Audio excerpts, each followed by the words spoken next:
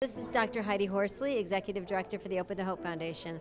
And I am here with Stephen Stott, and he works for TAPS, and we are at the National Conference for the Compassionate Friends.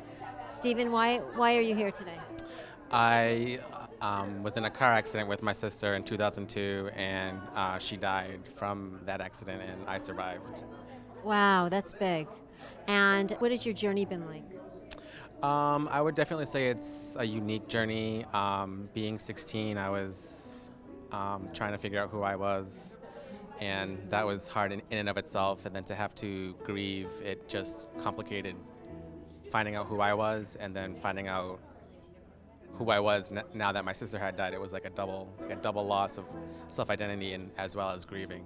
Okay, so I work with so many parents that are worried about their surviving teenagers. And a lot of them say, my teenager's not talking to me. My teenager's not grieving. I don't know what to do. What would you say to them?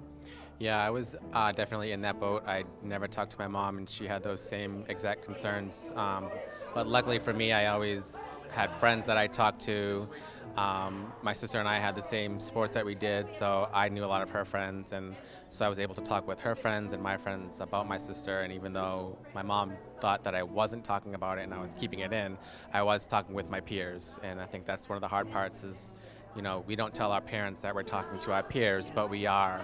So I just tell parents that your children are talking to someone, and if not, then just let them know that they can talk to you, but not to nag them on it.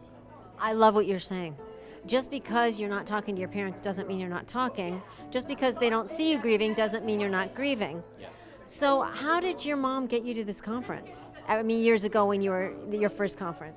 Yeah, so I didn't go to my first conference until 5 years out, but she talked with the parents, and they just told her, finally, just ask him, and she did. So she asked me to go, and I went, and she gave me permission to sit in the room or to walk around, and that's what I did. I just kind of walked around and met some siblings, and then from there I just always come back.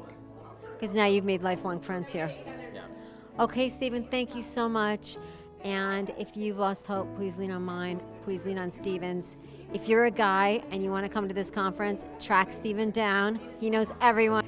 This is Dr. Heidi Horsley, and if you've lost hope, as I said, lean on ours. Thank you.